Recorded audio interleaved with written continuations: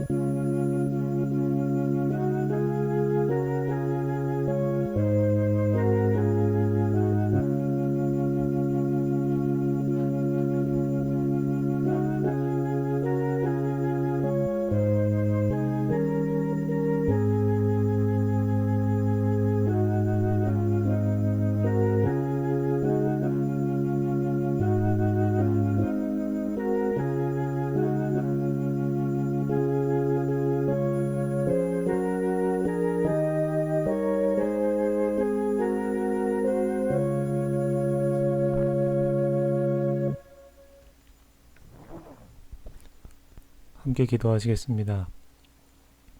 사랑의 아버지 하나님, 오늘도 저희에게 주님께 예배 드릴 수 있는 이 예배와 또 안식일 시간을 허락해 주시니 감사합니다. 이 시간 이 예배에 참여하는 모든 교우들의 마음 가운데 주께서 약속하신 성령을 부어주시고 이 시간 저희에게 주시는 그 기별의 말씀들을 저희 마음속에 겸손히 받아 실천에 옮길 수 있는 그런 귀한 시간 될 수 있도록 인도하여 주시옵소서. 예수님의 이름으로 기도합니다.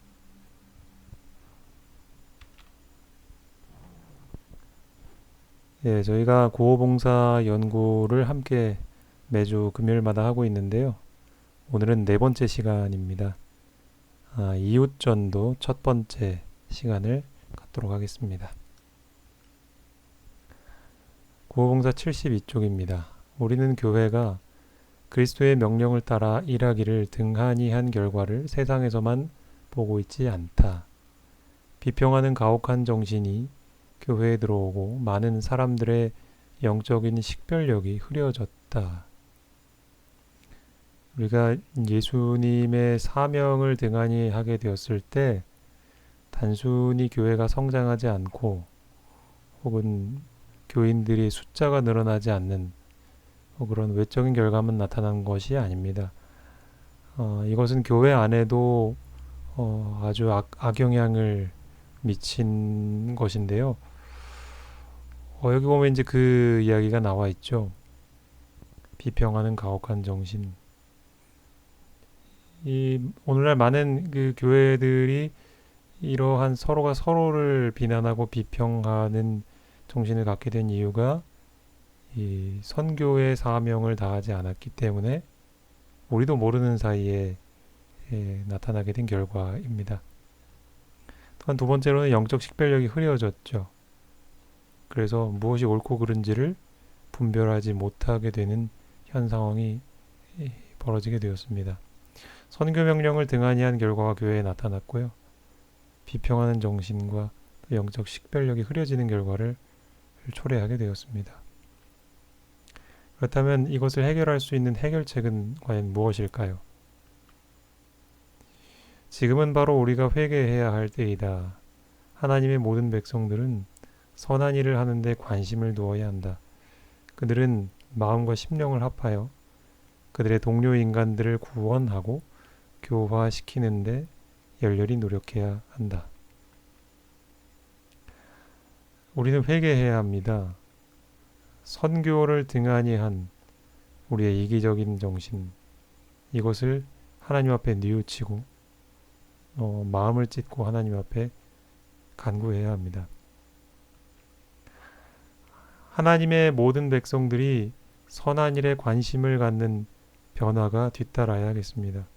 회개에서 그치지 않고 이러한 실제적인 변화가 나타나야 합니다. 또한 이웃을 구원하기 위해 열렬한 노력이 요구가 될 것입니다. 우리의 마음을 회개하는 일과 또한 그에 뒤따르는 합당한 선행의 열매들이 또 이 이기심이 뿌리 뽑히고 또 이타심이 회복되는 일이 우리 교회에 정말로 시급하게 요구되는 일입니다. 개인적 노력으로 사람들이 있는 곳에서 그들을 접근하라. 그들과 친근해지라.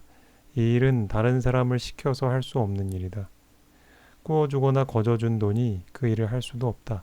강단에서 나오는 설교로도 그 일을 할 수 없다. 우리는 개인적인 노력을 기울여야 합니다. 이 일이 있지 않으면 우리의 선교 사역은 성공할 수가 없습니다. 어떤 다른 방법으로도 대체할 수 없는 이것은 매우 중요하고 필수적인 방법입니다. 앞서 말씀에 조금 더 설명을 드리자면 그 많은 분들이 그렇게 이야기를 합니다. 나는 할 수 없으니 나는 돈이라도 내어서 교회에 일조하겠다. 선교사에게 일조하겠다. 혹은 우리 교회의 목사님 설교가 참 좋으니 그 목사님 설교를 들으러 오라고 초청하는 것만으로도 내 할 일은 다 한 것이 아닌가. 그렇게 생각하시는 분들이 생각보다 많이 계십니다. 하지만 이 말씀을 통해 우리가 그것이 옳지 않다라는 것을 깨달아야 하겠죠. 다른 사람을 시켜서도 할 수 없는 일, 또 내가 돈을 낸다고 해서 혹은 유능한 설교자가 설교를 잘한다고 해서 할 수 없는 그 부분이 바로 개인적인 노력이라는 사실을 우리는 기억해야 하고요. 이 말씀을 함께 들으시는 모든 분들이 이 일에 대한 사명을 갖고 내 주위에 있는 영혼들에게 개인적인 접촉을 위하여 지금보다 훨씬 더 큰 노력을 기울여야 할 것입니다. 유능한 영양사, 재봉사, 간호원 등 모든 사람의 도움이 필요하다. 가난한 가정의 가족들은 요리법, 가족들의 입을 옷을 재단하여 만드는 방법, 병자를 간호하는 방법, 적당하게 가정을 관리하는 방법 등을 배워야 한다. 심지어 어린 아이들까지도 그들보다 불우한 자들을 위하여 사랑과 자비로 적은 심부름을 하는 법을 배워야 한다. 선교 사업을 위해서는 정말 다양한 역량이 필요합니다. 그 설교를 잘하는 설교자와 목회자만 필요한 게 아닙니다. 성경을 잘 가르치는 교사만 필요한 게 아니고요. 모든 직업군에 이 지원이 필요한데요.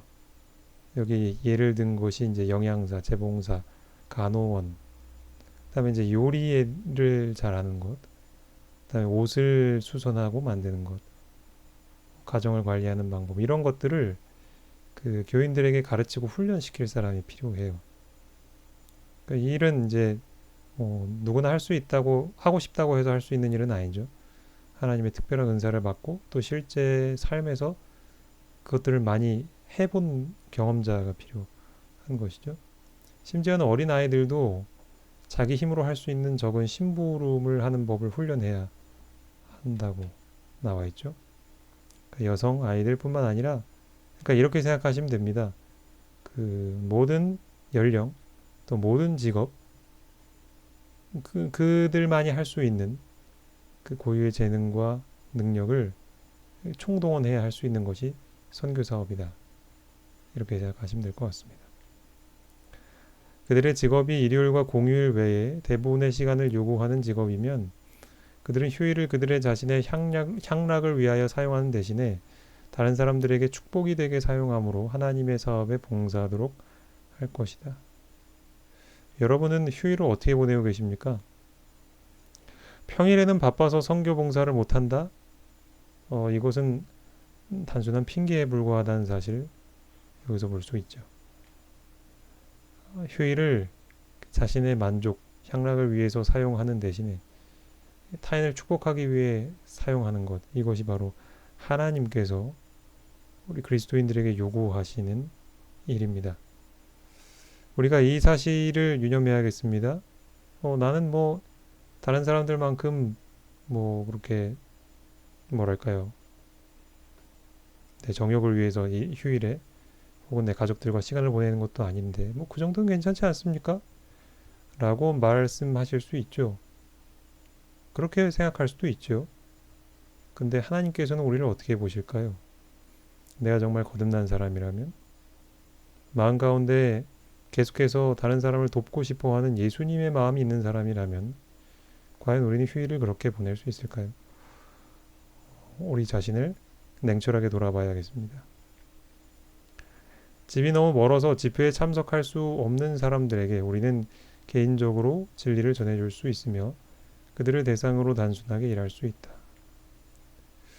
그 예배에 참석하지 못하는 분들을 우린 주변에서 많이 발견합니다. 우리 침례를 받으신 분들 중에도 그렇고 또 침례를 받지 않으셨지만 또 교회 출석하시던 분들 가운데도 이런 분들이 있죠. 제가 이제 그러한 사유들에 해당되는 것들을 기억나는 대로 좀 적어봤습니다. 몸이 불편한 분, 그렇죠? 교회와 집이 너무 멀어서 못 오시는 분, 혹은 차가 없어서 이동 수단이 없어서 못 오시는 분, 아니면 이제 그 외에 여러 가지 이유로 교회 참석이 부담스러워서 못 오시는 분, 여러 가지 있을 수 있습니다. 근데 이제 우리가 이런 분들을 이제 찾아가서 방문을 하다 보면 이제 교회 나오셔야 되는데 이제 그분에 해당되는 문제가 해결되면 이제 꼭 나오시라고 그렇게 어떤 권면을 하고 마무리를 하는데 그거 말고는 우리가 더 할 수 있는 일이 없을까? 권면의 말씀을 드릴 것이 없을까? 사실 그것도 제 개인적으로 많은 고민이었습니다. 이 말씀이 좀 답을 주는 것 같습니다. 이렇게 집회에 참석할 수 없는 사람들에게 우리가 할 수 있는 일은 개인적으로 진리를 전해주는 일입니다. 이것은 꼭 목사님이 방문해서만 해야 하는 일이 아닙니다. 모든 직업군을 가진 사람들이 누구나 할 수 있는 것입니다. 그래서 내가 깨달은 진리들을 한꺼번에 어떤 설교자처럼 2, 30분 이렇게 설교를 하라는 이야기가 아니라 내가 오늘 깨달은 것, 내가 최근에 깨달은 것들, 그리고 그분에게 필요하다고 생각되는 그 시간에 성령께서 가르쳐 주시는 것들을 조금씩 여기서도 조금 저기서도 조금 이렇게 발췌해서 성경적으로 제시하든지 경험을 통해서 이야기하든지 얼마든지 우리가 진리를 전해줄 수 있는 것입니다. 그렇게 조금씩 진리를 전해주는 것이 이제 점점 더 완전한 빛으로 듣는 분이 이해를 하게 될 수 있는 것이죠. 조금씩 진리를 전해서 완전한 빛으로 인도하는 것이 이제 우리가 개인적으로 방문해서 해야 할 사명입니다. 하나님과 교통하는 모든 사람들은 하나님을 위하여 할 일이 많음을 발견할 것이다. 진리를 가지고 영혼들을 찾으러 주님의 정신으로 나아가는 자들은 영혼들을 그리스도께 이끄는 일이 실증나고 흥미없는 고역이 아님을 알 것이다. 그들이 하나님의 일꾼으로 일하도록 책임을 맡았기 때문에 하나님을 섬기는 일에 스스로를 바칠 때 그들은 점점 더 생기를 얻게 될 것이다. 이런 생각 해보신 적 있습니까? 내가 선교를 위해서 할 일이 없는 것 같은데, 그렇죠? 할 일이 없다라는 생각이 든다면 그것은 뭐냐면 하나님과 교통이 잘 안 되고 있다는 것을 이제 뜻하는 거겠죠. 여기 그렇게 나와 있잖아요. 하나님과 교통하는 모든 사람들은 할 일이 많다라고 생각할 거라고요. 또 이제 많은 분들이 이야기하기를 선교 정말 재미없다. 정말 힘든 일이야.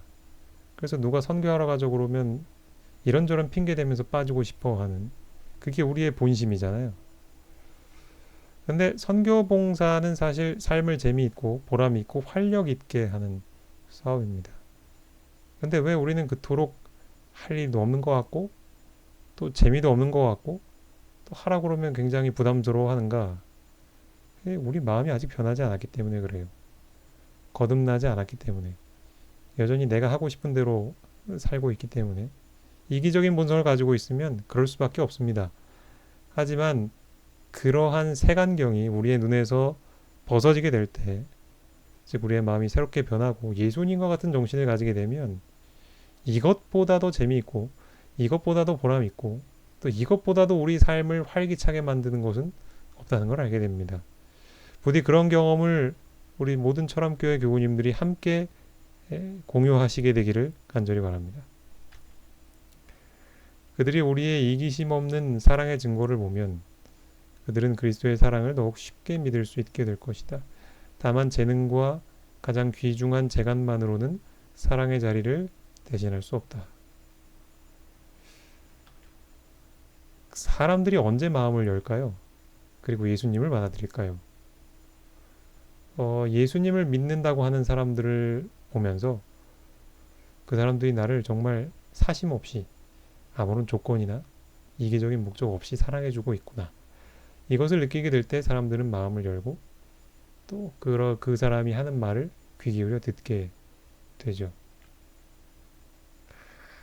우리가 선교 봉사라는 것은 사실은 참 이타적인 목적을 가지고 하는 일인데 때로는 이것이 사람들의 오해를 사기도 합니다.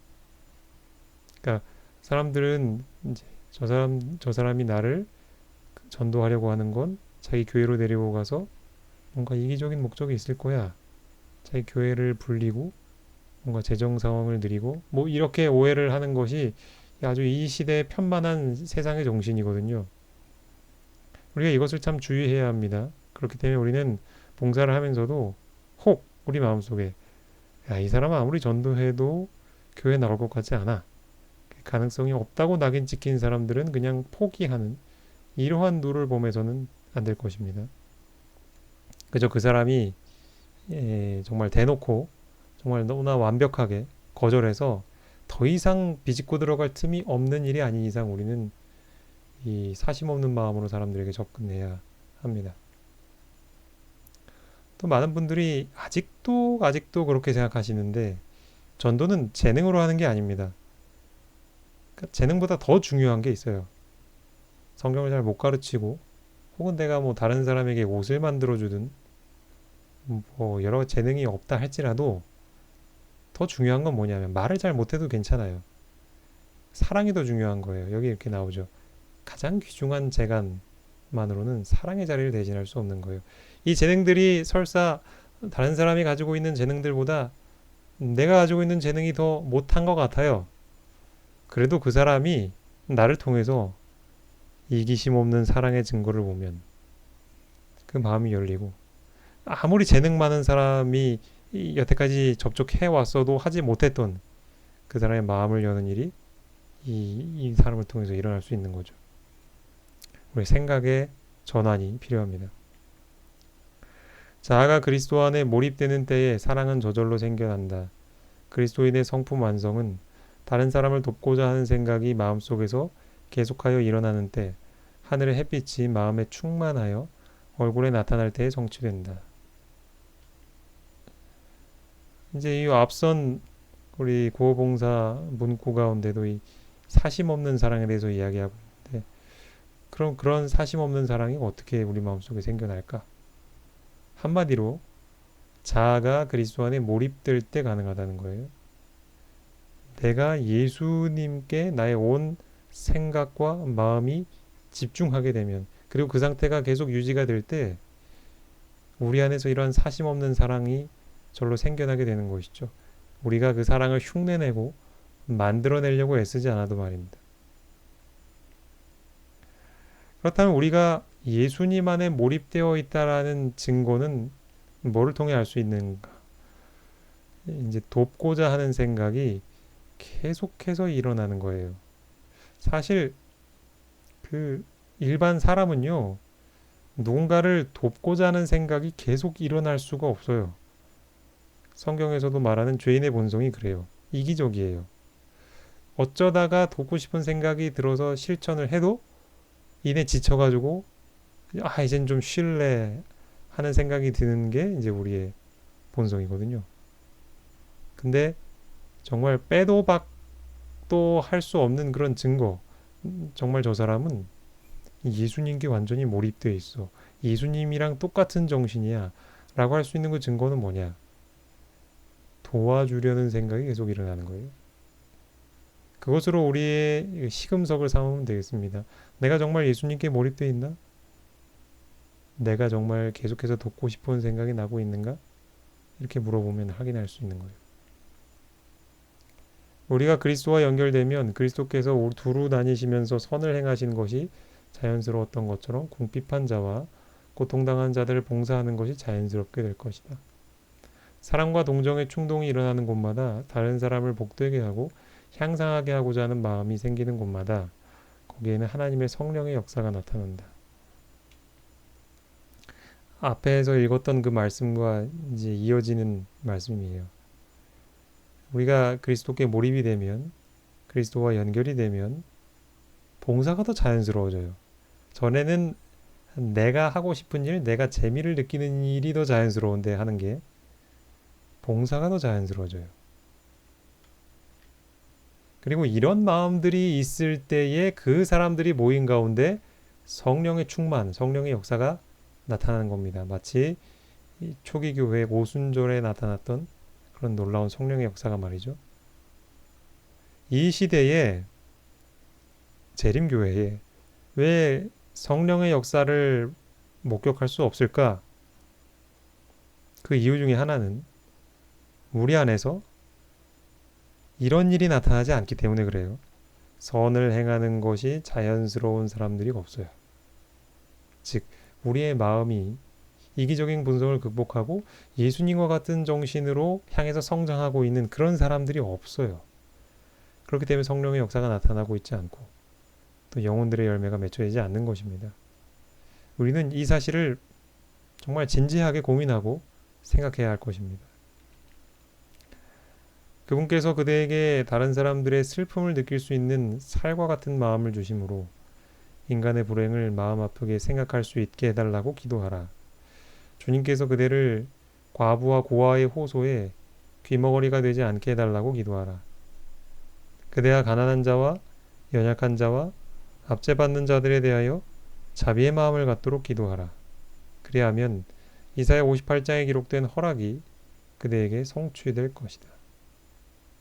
이제 나와 그리고 우리 교회의 문제를 인식했다면 이제 우리는 그 심각성을 느끼고 그 문제를 위해서 기도해야 하는데 어떻게 기도해야 될지에 대해서 나옵니다. 우리가 기도해야 할 제목은 타인의 불행에 아픈 마음을 가질 수 있도록 이러한 마음을 달라고 우리는 기도해야 하는 거예요. 우리 교회가 사람들이 차고 넘치도록 부흥하게 해달라고 기도하기 전에 먼저 우리는 다른 사람들의 슬픔을 느낄 수 있는 살과 같은 부드러운 마음, 예민한 마음을 갖게 해달라고 기도해야 합니다. 만약 이러한 마음을 갖지 못한 채 하나님께서 우리에게 영혼들을 많이 보내주신다. 그런다 할지라도, 물론 그렇게 하지 않으실 것이지만, 그런다 하실지라도 그 영혼들이 우리 교회에서 보는 모습은 무엇이겠습니까? 과연 예수님과 같은 정신을 볼 수 있겠습니까? 이렇게 기도하게 될 때 이사야 58장의 허락이 성취될 것이라고 했죠. 둘째 시간에 저희가 이걸 살펴봤죠. 크게 제가 네 가지로 이렇게 요약을 했었는데 첫 번째가 치유, 몸과 마음의 건강, 보호, 어떤 어려움 속에서도 보호를 받을 수 있는, 그 다음에 기도가 어떤 상황 속에서도 응답될 수 있는, 또한 끊이지 않는 만족, 평안, 행복을 느끼게 된다는 그 허락이 이것을 기도할 때 성취될 수 있는 거예요. 그러니까 이런 겁니다. 핵심은 이거예요.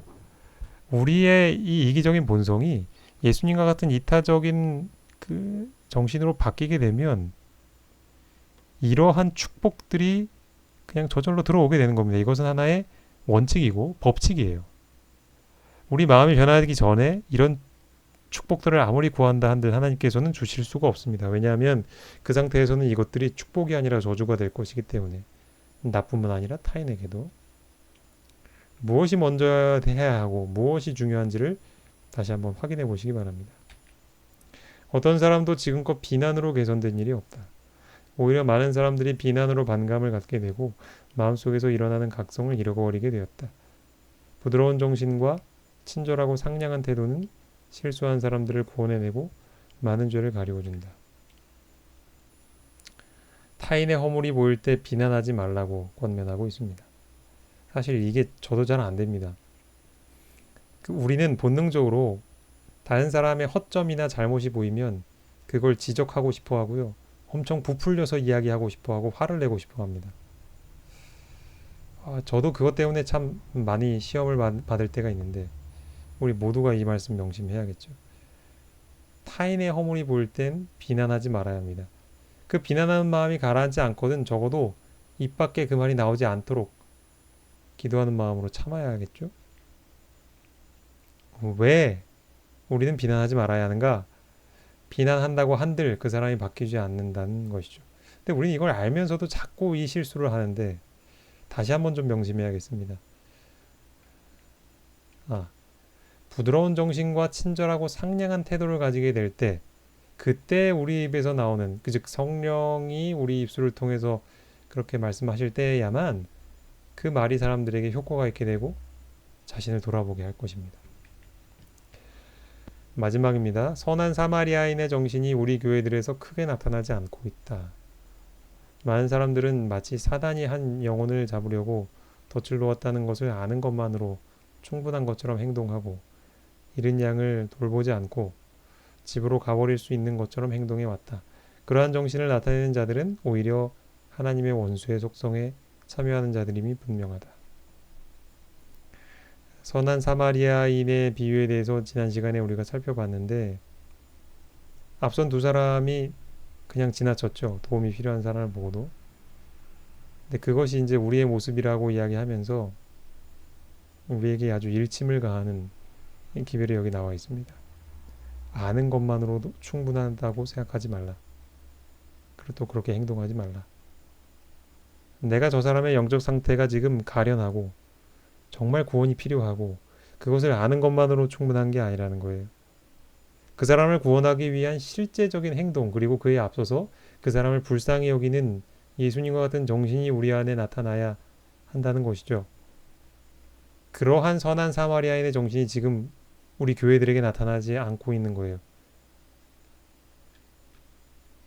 실제적인 봉사가 이어지지 않는다면 하나님의 원수의 속성, 즉 사탄의 속성에 참여하고 있는 것이라고 아주 분명하고도 두렵게 책망하고 있습니다. 우리는 이 책망을 가벼이 여기지 말고 나에게 하시는 하나님의 견책이라 생각하고 회개해야 하겠습니다. 기도의 시간입니다. 다른 사람의 아픔을 공감할 수 있는 마음을 가질 수 있도록 예수님께 몰입함으로 봉사가 자연스러운 것이 될 수 있도록 또 성도 간의 교제의 삶이 회복될 수 있도록 그 외에 이 시간 말씀을 통하여 주신 그런 견책의 말씀 또 여러분 개인적인 기도 제목들을 함께 기도해 주시고 우리 반주가 마칠 때까지 기도해 주신 후에 마친 대로 예배를 폐하도록 하겠습니다.